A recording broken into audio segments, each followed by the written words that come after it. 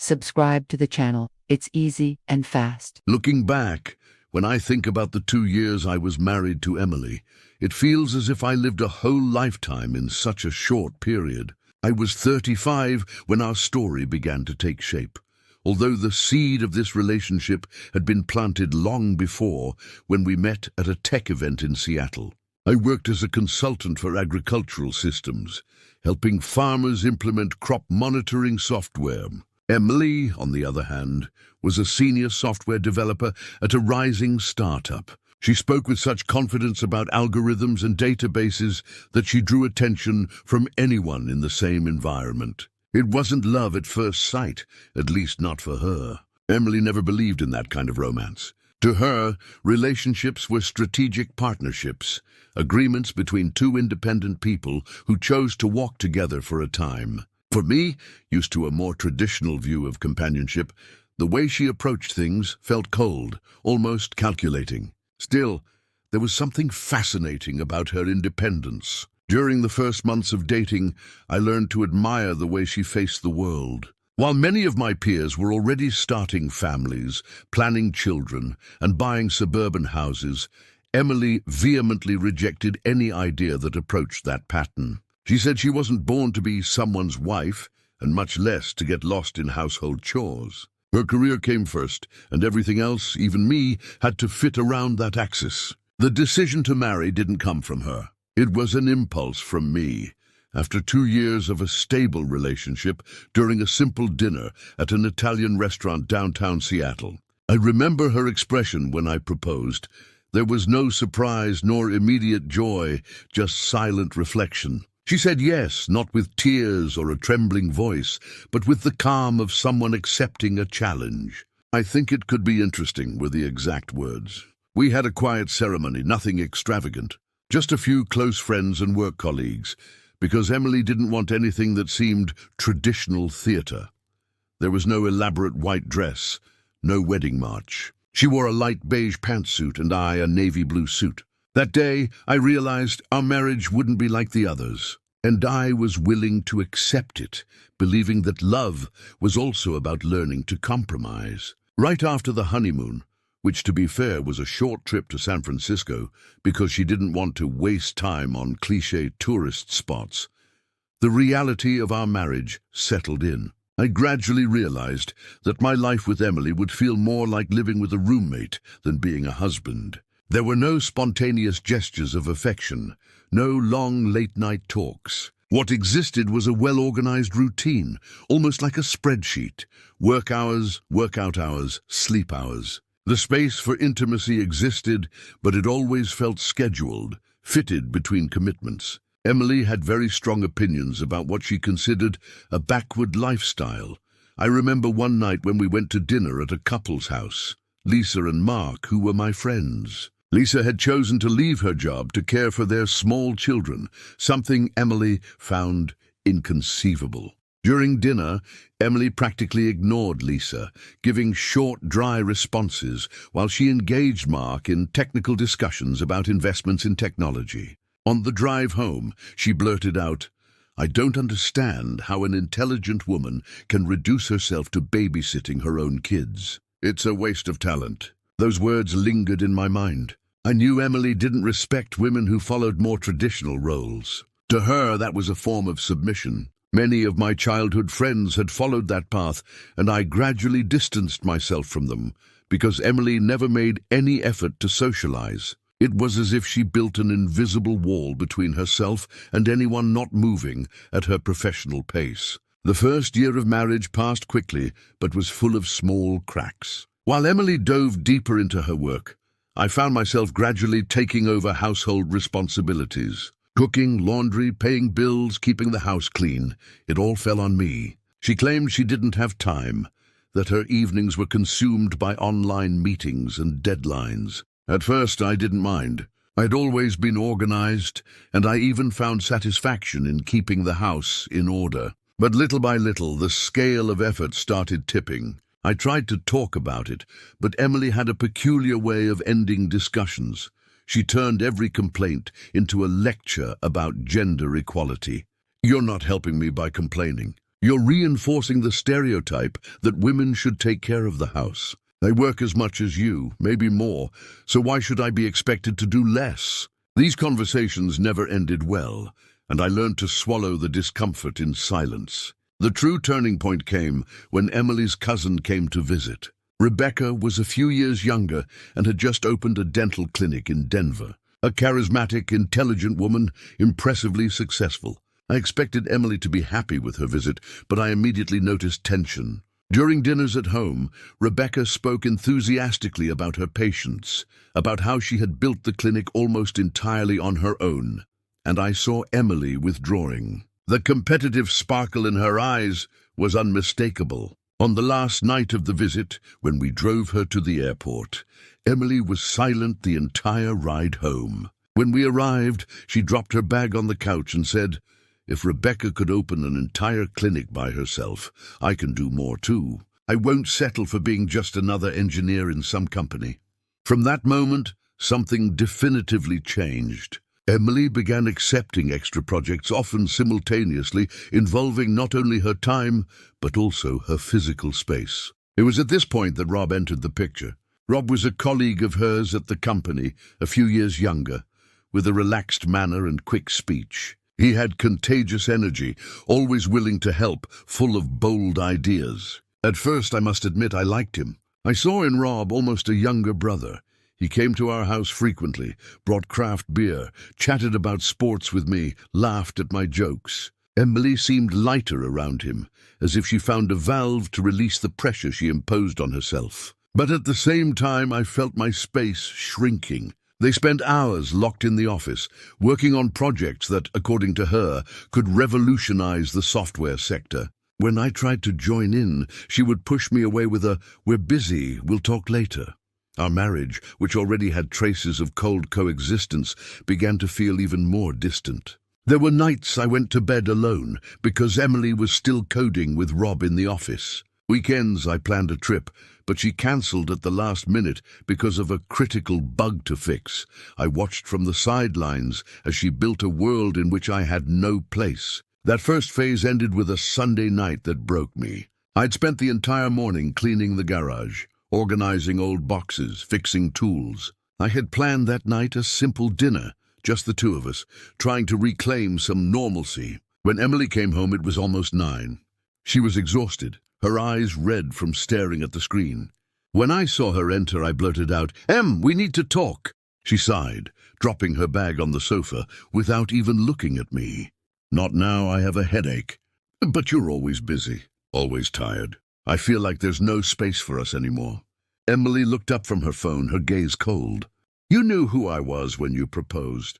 I won't apologize for being ambitious. If you want a wife who spends her day cooking and smiling, maybe you married the wrong person." Those words hit me like a punch to the stomach. I didn't want a submissive wife, never did. What I wanted was partnership, companionship. But in Emily's mind, any request for attention was interpreted as an attack on her independence. I went to bed alone that night, feeling a void I couldn't fill. I lay on the ceiling, trying to understand at what point our union had turned into mere coexistence. I remembered the proposal day, the restaurant in Italy, her expression as she said, "I think it could be interesting." Now I understood. For Emily, our marriage had never been a project of love. It was just another experience, another stage in her personal journey. From that point, I began to change as well. Unknowingly, I distanced myself emotionally, economizing words, giving up small attempts at closeness. I did what needed to be done, but let go of any illusion of romance. The marriage had become a mechanical routine, and I clung to the hope that maybe time would resolve things. But deep down, a part of me already knew we were heading for an abyss. After that night, when Emily coldly told me that I might have married the wrong person, something inside me began to shift. I was still the same dedicated man, fulfilling my responsibilities, keeping the house in order, trying to find small opportunities to salvage what remained of our relationship. Yet at the same time, a silent mistrust began to settle in my mind. I no longer looked at her with the same eyes. Every time I saw her tired face in front of the computer, every time I heard her impatient tone when I asked for attention, I asked myself, does she still see me as a husband? Or am I just another convenience in her life? It was in this environment that Rob's presence intensified. He was no longer just a colleague who came by occasionally. He became part of our routine, almost like an unofficial resident of the house. Sometimes he would arrive with Emily after work, other times alone, saying he needed to advance some part of the project. He brought boxes of pizza, craft beers, laptops, and tangled cables. He settled into our office as if it were a natural extension of the space. At first, I tried not to resist. After all, Rob was friendly, approachable, and, in a way, filled.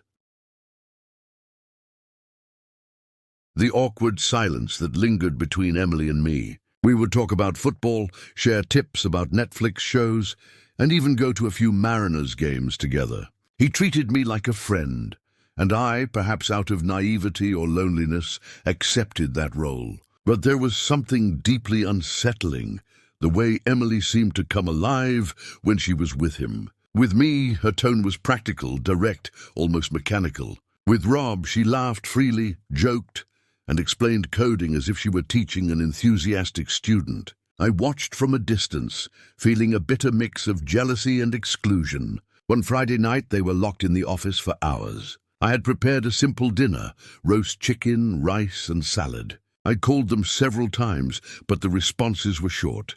Just a minute. We're almost done.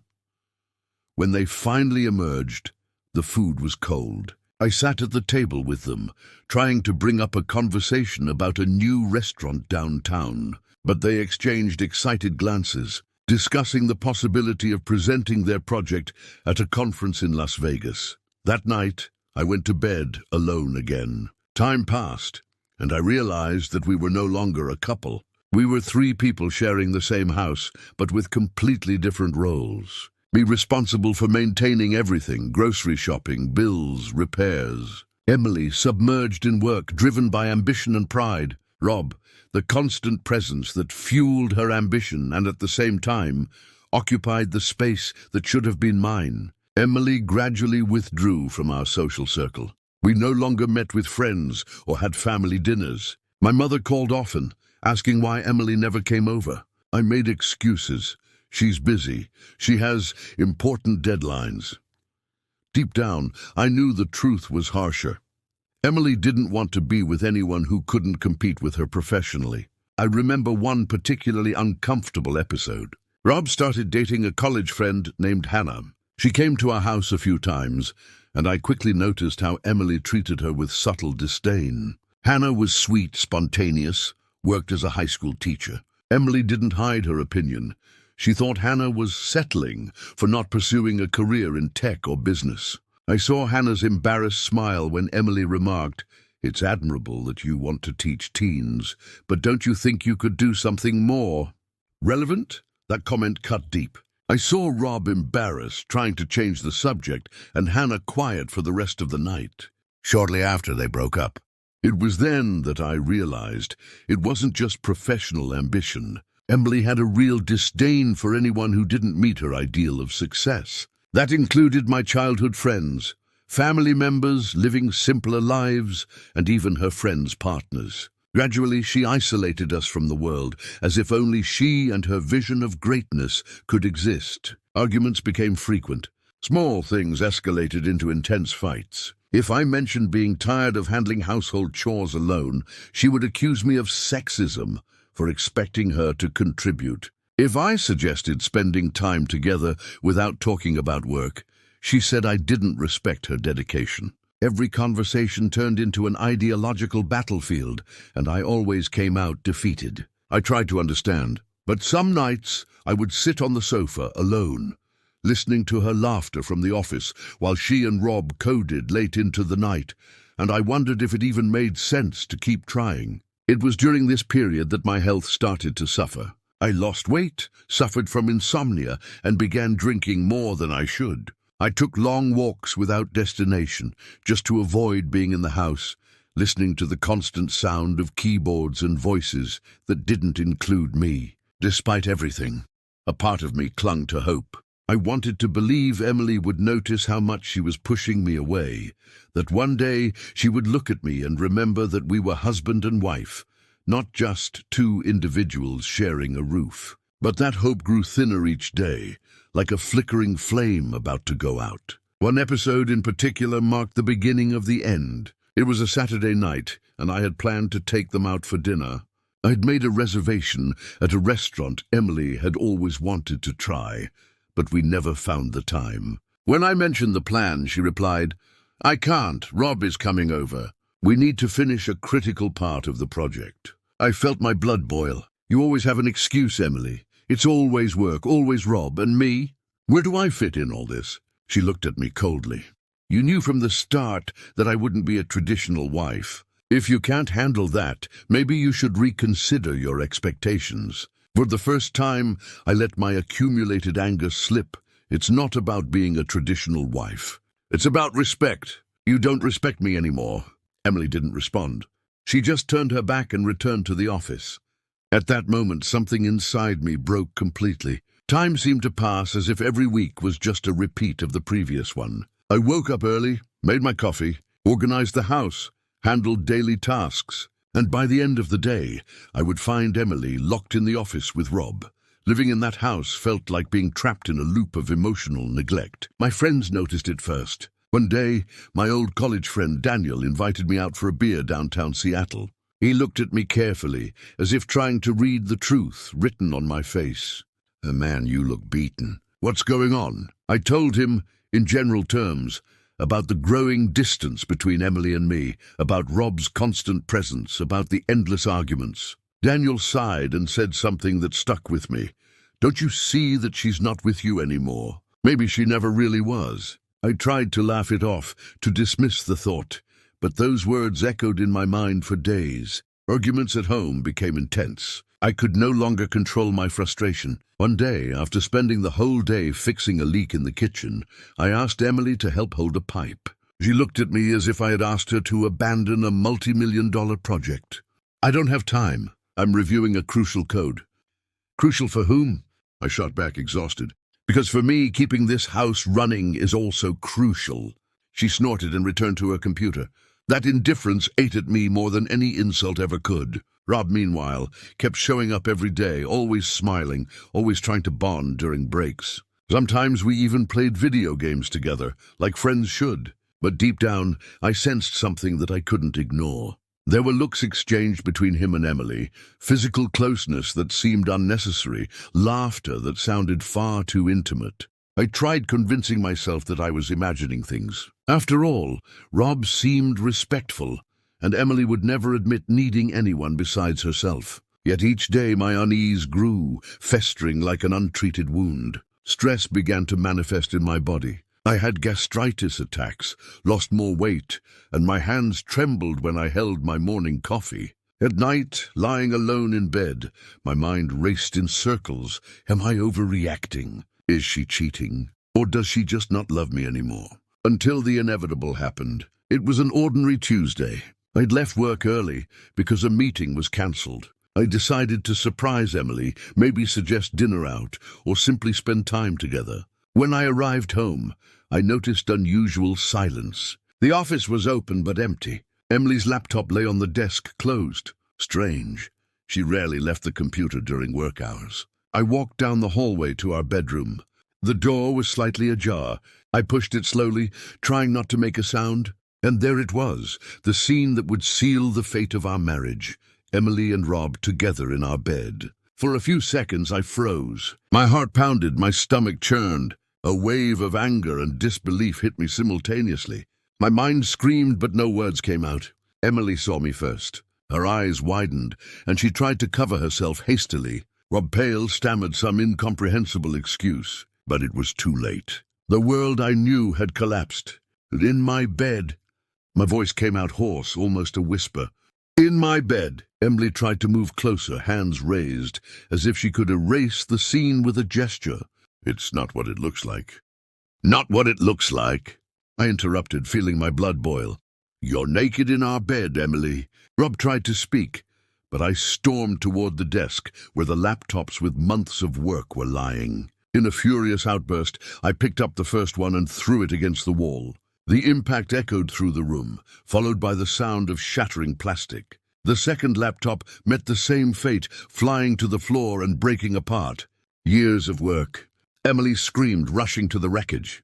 "You don't know what you've done." "I know exactly what I did."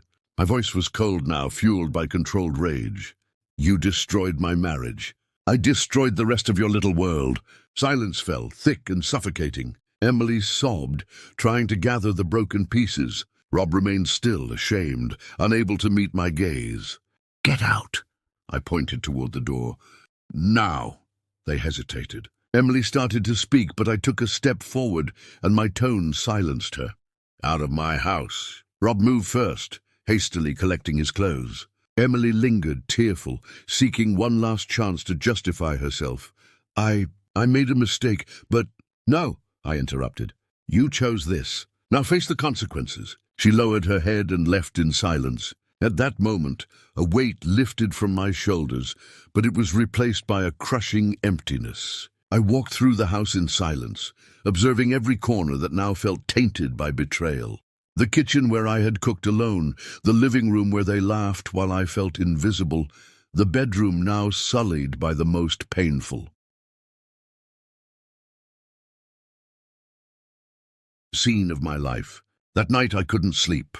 I sat on the sofa with a bottle of whiskey, staring into nothingness, trying to understand when we had lost our way. I remembered the beginning, the early months, the proposal at the Italian restaurant. It all seemed so distant, as if it had happened to someone else. I didn't cry.